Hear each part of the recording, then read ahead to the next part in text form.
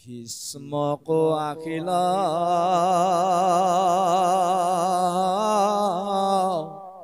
বিবাহ দিবেক ৰংগে সবান্ধৱে সাজি অসংখ্যাত ধন অমূল ৰতন লয়ুৰ ঠগজ বাজি ঐ অনেক ৰাজৰ প্ৰজাগ জবাজি জুৰিলা দ্বাৰকাপুৰ গজমদ জলে পথ কলিপিল মিলিল ৰংগ পশুৰ সবাকো মাধৱে যথোচিত ভাৱে কৰিল বহু সৎকাৰ কৃষ্ণৰ বিবাহ চাহিতে উৎসাহ সবাৰো ৰংগয় পাৰ মুকুন্দৰ পুৰী দ্বাৰকা নগৰী প্ৰকাশন তৱাতি খৰি কনক তোৰণ শাৰী শাৰী জলে আৰু ছত্ৰ ধ্বজ ছই সফল তাম্বুল কদলি ফুটিল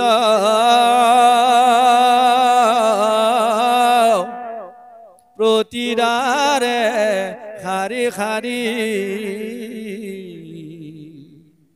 পূৰ্ণ স্বৰ্ণঘট সকল পল্লৱ ডালি লৈ চাউলে ভৰি ৰাম অগৰু ধূপৰ গন্ধ মনোহৰ ঘৃতৰ প্ৰদীপ পান্তি বিচিত্ৰ বসন ভূষণ পিন্ধিয়া অনেক ৰমণী শান্তি কৃষ্ণ। এতিয়া এইটো এটা পদবন্ধে কোৱা ৰূপকৰ কাহিনীৰ আলোচনা আমি প্ৰত্যেকেও অনুভৱ কৰিব লাগিব। যেতিয়া কৃষ্ণৰ সহিতে ৰুক্মিণী দ্বাৰকাত আহি পালে, বসুদেৱ দৈৱকী উগ্ৰসেন আদি কৰি তাৰ যিসকল মহা ব্যক্তিসকল আছিল, তেওঁলোকৰ মনত আনন্দৰ সীমা নাই। কাৰণ বহুদিনৰ মূৰত কৃষ্ণ দ্বাৰকালৈ আহিছে, তাতে আকৌ ৰুক্মিণীৰ দৰে এগৰাকী গুণৱান ৰূপৱান নাৰীক নিজৰ পত্নীৰ মৰ্যাদা দিবৰ কাৰণে লৈ আহিছে। গতিকে এওঁলোকৰ আনন্দৰ সীমা নাই। সকলোৱে কৃষ্ণ ৰুক্মিণীক আদৰিবৰ কাৰণে পদূলিলৈকে আগবাঢ়ি আহিছে। আগবাঢ়ি অহাৰ অন্তত সুন্দৰকৈ আদৰি সাদৰি নিলে।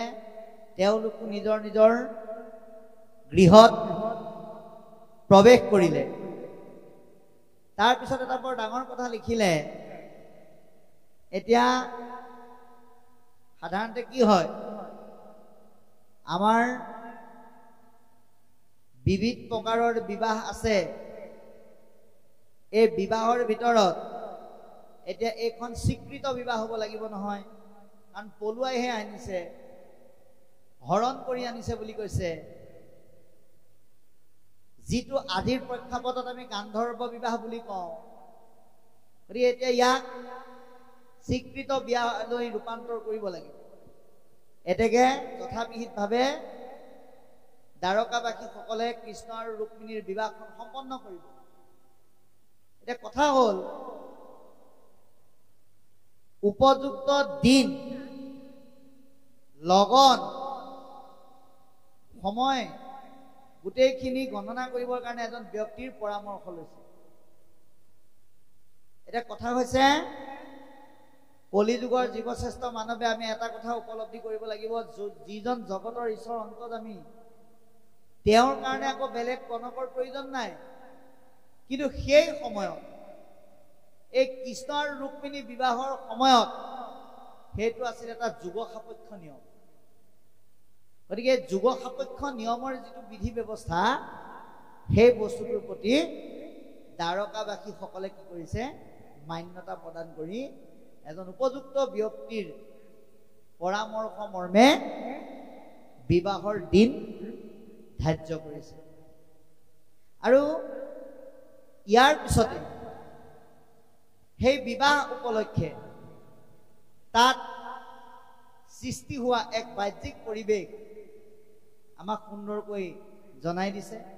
প্ৰাকৃতিকভাৱে তাত কেনেধৰণৰ গছ লতা তৰুতৃণ সুশোভিত হৈ আছে, কেনেকৈ সুন্দৰ সুশোভিত ধূপৰ সুগন্ধই আমোল মোলাই আছে, কেনেকৈ বিবাহ পাশত যোৱা লোকসকলে বিবিধ সাজপাৰ অলংকাৰ পৰিধান কৰি সেই স্থানলৈ গমন কৰিছে। আৰু এই বিবাহস্থলীত কি কি বস্তুৰে, কি কি সম্ভাৰেৰে সাজু কৰি তোলা হৈছে, এই কথাখিনি আমাক পদবন্ধে বৰ্ণনা কৰিছে। বেলেগ ইয়াত তাত্ত্বিকভাৱে একো বিশেষ কথা ওলোৱা নাই।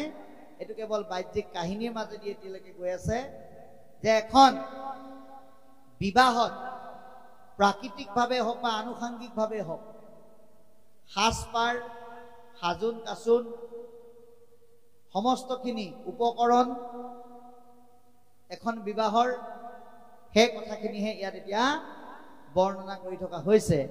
গতিকে তাৰ পিছত কি ক'ব আমি চাম। কৃষ্ণ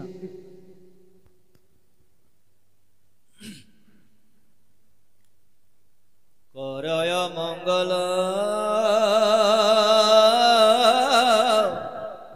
ধৰি ঘট ফল, সঘনে দেউৰুলি বিপ্ৰগণে চানি কৰে বেদধ্বনি, জয় জয় কৃষ্ণ বুলি দুন্দুভি মৃদংগ শবদ কাহাল, অসংখ্য শংকৰ ধ্বনি, গীতা ভাগৱত হৰিৰ কীৰ্তন, সকল নগৰে চানি, আৰ যেন মহোৎসৱ ভৈলা দ্বাৰকাত, কহিবে তাক কুনি, পাছে বিধিবতে ৰুক্মিণী কবিহা, কৰিলন চক্ৰ পানী, অনেক যৌতুক ভীষ্মকে দিলন্ত,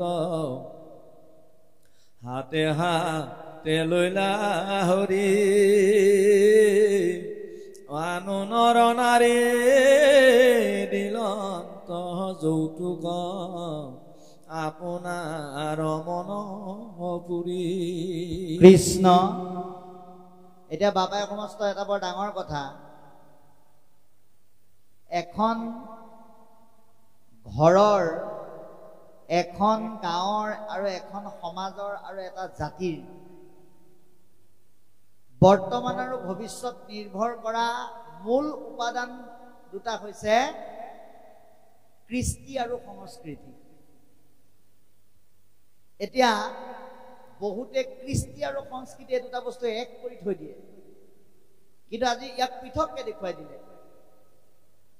কেনেকে চাব, এই যে অলপ আগতে আমি গম পালো প্ৰাকৃতিকভাৱে দ্বাৰকাক সজোৱা কৰোৱা হৈছে, বিবাহৰ কাৰণে যথাবিহিতভাৱে বিভিন্ন উপকৰণ তাত প্ৰতিষ্ঠা কৰা হৈছে, তালৈ যোৱা লোকসকলে বিভিন্ন সাজপাৰেৰে নিজকে অলংকৃত কৰিছে,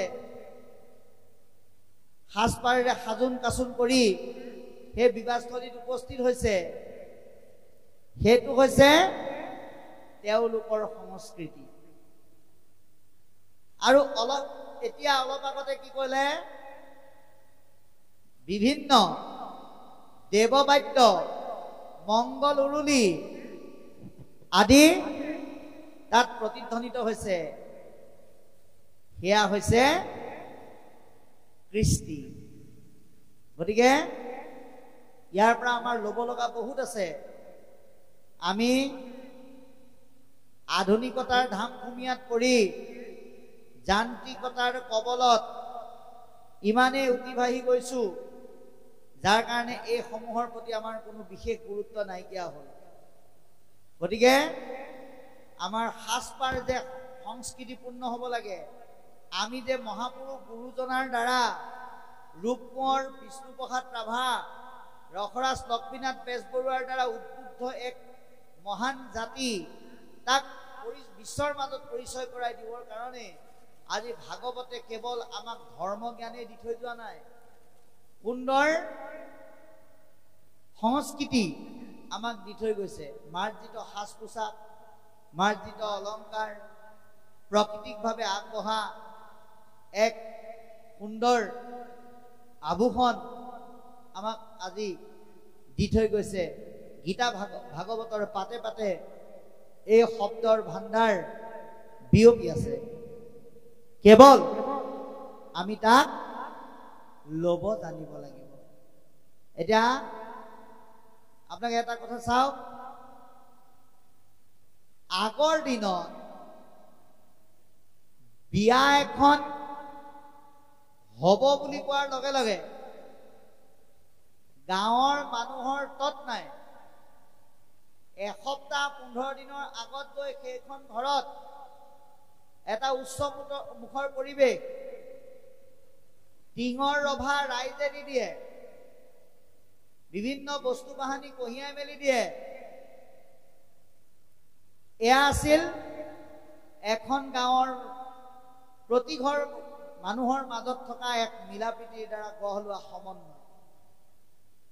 কিন্তু আজিকালি এখন বিবাহলৈ যাওঁতে আপুনি প্ৰথম সুধিব লাগিব বোলে টেণ্টটোত কিমান পৰিল। পাৰ্থক্য সেইটোতে আহিল। আগৰ দিনত ইঘৰে সিঘৰক সহায় কৰি ধুনীয়াকে ৰভা কৰলা দি গৃহস্থই গমেই নাপাইছিল কলপতুৱাৰ ৰভা হয়। গতিকে আজিকালি আকৌ সুধিব লগা, আজিকালি এনেকুৱাই প্ৰতিযোগিতা হৈছে বোলে যোনে যিমান দামী টেণ্ট দিব পাৰে সেইখন বিয়াহে বোলে ভাল লগা বিয়া। আমি ভোক আৰু বিলাসিতাত আমি অতিবাহী গৈছো। অকল সেই নহয়, আপোনাৰ কেৱল এখন বিবাহত খৰি কাটি খাদ্য প্ৰস্তুত কৰিবৰ কাৰণে, খৰি কাটিবৰ কাৰণে যি গছ কাটিছিল, সেই গছজোপা কটাৰ কাৰণে এজন ব্যক্তিয়ে নিজৰ মনৰ ভাৱ প্ৰকাশ কৰি কবিতাত ঠাই দিছে। আপোনালোকে সেইটো কবিতা ভালকৈ পঢ়িছে। ভাল পালো ৰঘুনাথ, পুতেৰাৰ বিয়ালৈ মাতিলা, পিছে ৰভাখনৰ কাৰণেনো আমলখি গছজোপা কিয়নো কাটিলা। দৰাটোক মাতাচোন, আশীৰ্বাদ এজোলোকা দিওঁ আৰু যাওঁ। কিন্তু ৰভাখনৰ বাবে আমলখি গছজোপা কটাৰ বাবে ৰুটি ভাজি ৰসগোল্লা একোকে নাখাওঁ। এই যিটো প্ৰকৃতিৰ প্ৰতি মানুহৰ ভাল পোৱা প্ৰকাশ কৰিবৰ কাৰণে এখন বিবাহৰ যোগেদি সাহিত্যিকে নিজৰ সাহিত্যৰ চৰ্চাৰ দ্বাৰা নিজৰ ভাল পোৱাটো প্ৰকাশ কৰি দেখুৱাইছে। আজি ভাগৱতৰ যোগেদি প্ৰাকৃতিকভাৱে হওক বা আনুষাংগিকভাৱে হওক বিভিন্ন উপকৰণ প্ৰতিষ্ঠা কৰি থোৱাৰ যিটো ব্যৱস্থা আজি আমাক সুন্দৰকৈ দেখুৱাইছে, ইয়াৰ পৰা আমি আদৰ্শসমূহ লৈ আমাৰ সমাজৰ আমাৰ জাতিৰ স্বকীয়তা আকৌ পুনৰ ঘূৰাই অনাৰ কিন্তু সময় আহিছে। গতিকে সেয়াই নহয়, ইয়াত কৈছে বিভিন্ন থলুৱা বাদ্য। আজিকালি আপুনি বিয়া ঘৰত যোৱাৰ লগে লগে কি শুনিব বোলে, কিমান ভল্টৰ সাউণ্ড বক্সত বৰ্তমান চলি থকা কিছুমান সস্তীয়া জনপ্ৰিয় গীত বাজি আছে। কিন্তু আগৰ দিনত কি আছিল, ইয়াত কৈছে পৰম্পৰাযুক্ত মৃদংগ, শংখ, অন্যান্য বাদ্যৰ পৰিভৰ ঘটিছিল। আয়তীসকলে উৰুলি দিছিল। আজিকালি বা আজিৰ পৰা হয়তো 10 বছৰৰ পিছত উৰুলি দিবলৈ আৰু বিয়া নাম গাবলৈ মানুহ ভাড়াত আনিব লাগিব। অপ্ৰিয় হলেও সত্য। গতিকে মানুহবিলাকৰ চিন্তা কাৰ্য পৰিৱৰ্তনৰ নামত, নগৰমুখী হোৱাৰ নামত আমাৰ কিছুমান কেঁচা মাটিৰ গুণ থকা সংস্কৃতি যে লুপ্ত পাইছে, তাক আজি ভাগৱতে আমাক সোঁৱৰাই দিছে। বাপাই সমস্ত মই আইসকলক কৈছো, আপোনাৰ ল'ৰাটোক জনি জনি য়েছ পাপা শিকাওক, ছোৱালীজনীক ট্ৰিংকল ট্ৰিংকল লিটল ষ্টাৰ শিকাওক, কিন্তু মুখত এফাকি বিয়া নাম বা নামঘোষাও শিকাওক। যদি মানুহ কৰিবলৈ মন আছে, কেৱল ভাল চাকৰি কৰা, টকা ঘটা যন্ত্ৰৰ এক মানৱ পঢ়িলেই আপুনি পৃথিৱীলৈ অহাৰ সাৰ্থকতা অৰ্জন কৰিব নোৱাৰিব। কিমান সোৱাদ আছে বিয়া নামত। আপোনালোকে চাবচোন, যিহেতুকে বিয়াৰ কথা ওলাইছে, ৰুক্মিণীৰ বিয়া চলিব এতিয়া। বিবাহৰ প্ৰতিটো কৰ্মৰ সচেতনতা বিয়া নামে সুন্দৰকৈ বুজাই দিয়ে। কেনেকে বুজাই দিয়ে? যেতিয়া আয়তীসকলে জোৰোণৰ দিনা পানী তুলিবলৈ যায়, তেতিয়া সেই কথাখিনিও গীতেৰে প্ৰকাশ কৰে। কি বুলি? পিছলৈ উভতি নাচাবা আয়তী, ঐ ৰাম যমুনাই আহিব খেদিহে। যে ইফালে সিফালে নাচাবা, স্থিৰ কৰ্তব্য হৈ পানী তুলিবলৈ যোৱা। কিমান সুন্দৰ গীত সাংগীতিক ৰস দি ইগৰাকীয়ে সিগৰাকীৰ লগত মিলিত হৈ এখন বিয়াৰ যি সামাজিক দায়বদ্ধতা, তাক প্ৰথম পানী তোলাৰ যোগেদিয়ে প্ৰকাশ কৰে। পানী তুলি আহিল, অহাৰ পিছত কইনাগৰাকী যিহেতুকে কলৈ আহিব? দৰাৰ ঘৰলৈ যাব। ইতিমধ্যে জোৰোণো আহি পাইছেহি। গতিকে ইগৰাকীয়ে সিগৰাকীক পৰামৰ্শ লয় কি কৰা যায়। আৰু কইনাজনীও লাজ লাজকে মাকক সোধে, গা ধুয়াই দেৱে মাকক সুধিলে, ঐ ৰাম কি সাজ সলাব পাৰিহে যাতে শুকুৱা মুঠিতে লুকুৱা ঐ ৰাম সেই সাজ সলাব পাৰিহে আয়তীয়ে তুলি অনা পানীৰে গা ধুই মাকক সোধা কথাখিনিও গীতৰ মাজেৰে প্ৰকাশ পালে ধুনীয়াকে গা পা ধুই সাজ পাজ কৰি কন্যাজনীয়ে খন্তেক বিশ্ৰাম লৈছে তেতিয়া মাকে কন্যাজনীক সান্তনা দিয়ে কি বুলি মাকে ভিতৰ আইদেউকে জগাই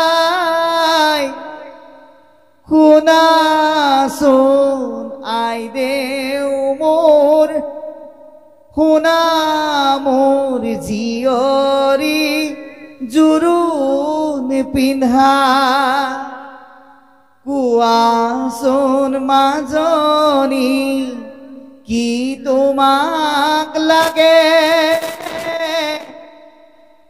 যি বিচাৰিবা দিমে মই চাগে ছোৱালীজনীয়ে ওপৰত দুখতে কয় একো মোক নালাগে সকলো আছে জীয়াৰীৰ জীৱনটো ঘূৰাই মোক লাগে গতিকে সেইখিনিকে এতিয়া ভাগৱতে কৈছে ৰুক্মিণী বিয়াৰ মাধ্যমেৰে বিবাহৰ মাধ্যমেৰে এই উৰুলি মংগল উৰুলি বিয়া নামৰ সুৰৰ ঝংকাৰ বিবিধ বাদ্য বজোৱাৰ যি ব্যৱস্থা সমস্তখিনি আমাক পদবন্ধে উল্লেখ কৰিছে তাৰপিছত এটা বৰ ডাঙৰ কথা ক'লে কি ক'লে বোলে ভীষ্মক ৰজা কোন ৰুক্মিণীৰ পিতৃ তেৰাও আহিছে বোলে দ্বাৰকালে আহি কি কৰিলে যৌতুক দিছে এটা আমাৰ সমাজত চলি থকা দুৰ্ঘটনাবিলাকৰ অন্যতম ঘটনাৰ কাৰকবিলাকৰ ভিতৰত এক নম্বৰ কাৰকে হ'ল বা প্ৰধান কাৰকে হ'ল যৌতুকৰ কাৰণে বোলে আমুক মানুহগৰাকীক জ্বলাই দিলে এটা কলিযুগত পৰিৱৰ্তন হ'ল আগতে যৌতুক দিয়ে আজিকালি বিচাৰে গণ্ডগোলটো তাতেই ইয়াত কৈছে ইয়াত আপোনালোকে কতো লিখা নাপায় কৃষ্ণই যৌতুক খুজিছে উগ্ৰসেনে যৌতুক খুজিছে বসুদেৱে যৌতুক খুজিছে বুলি ইয়াত এটাই পাব কি পাব যৌতুক দিছে কাৰণ এগৰাকী ছোৱালীয়ে নিজৰ ঘৰখন এৰি যেতিয়া বেলেগ এখন ঘৰ আকোৱালি ল'ব এটা অচিনাকি পৰিৱেশ তেওঁ যেতিয়া নিজৰ চিৰদিনৰ কাৰণে আকোৱালি ল'ব তেতিয়া তেওঁ গৈয়ে কিছুমান বস্তু সেইখন ঘৰত বিচাৰিব নোৱাৰে বা খুজিব নোৱাৰে সেইকাৰণে মাক দেউতাকে ছোৱালীজনীৰ যাতে কোনো অসুবিধা নহয় যাৱতীয় কিছুমান বস্তু দি পঠাই দিয়ে কিন্তু তাকে আহিলা হিচাপে লৈ আজি সমাজত কিছুমান কংস দানৱৰূপী মানুহে যৌতুক দাবী কৰাৰ নামত গাড়ী ফ্ৰিজ ৱাশ্বিং মেচিন যিটো বস্তু দেউতাকে দিব নোৱাৰে সেইবিলাক খুজি হাহাশাস্তি কৰি হয় হত্যা কৰে নহয় যুগ্ম জীৱন আধাতে সামৰি সেই কইনাগৰাকী কেৱল যৌতুকৰ কাৰণে পুনৰ আকৌ মাকৰ ঘৰলৈ ঘূৰি যাব লগা হয় এই সমূহ নহবৰ কাৰণে এটা শব্দৰ মাধ্যমেৰে কিমান সুন্দৰ আদৰ্শ আমাক পদবন্ধে প্ৰদান কৰিছে যে ভীষ্মক ৰজাই আহি পৰম আনন্দ মনে যৌতুক সেইটোকে কৈছে যিটো নুখুজাকে স্ব ইচ্ছাই পাৰ্য মানে সাধ্য অনুসাৰে দিয়াটো যিজনে শ্ৰদ্ধা সহকাৰে গ্ৰহণ কৰে সেয়াহে যৌতুক। বলপূৰ্বকভাৱে ধন বল বাহুবল বিভিন্ন বল প্ৰয়োগ কৰি আতিশয্য চলাই কইনাজনীৰ অভিভাৱকৰ পৰা দৰা ঘৰৰ মানুহে আদায় কৰা প্ৰক্ৰিয়াটোক কিন্তু যৌতুক বুলি কোৱা হোৱা নাই। বাৰু যি কি নহওক প্ৰসংগত এই কথাখিনি ক'লো, কাৰণ আমি কেৱল ৰুক্মিণী বিবাহৰ কাহিনীটো পদবন্ধে শুনি থাকিলে নহ'ব। ইয়াৰ পৰা আমাৰ ল'ব লগা কি আছে, এৰিব লগা কি আছে, এইখিনি আমি উপলব্ধি কৰিব লাগিব। ইয়াৰ পিছত কি ক'ব আমি চাম।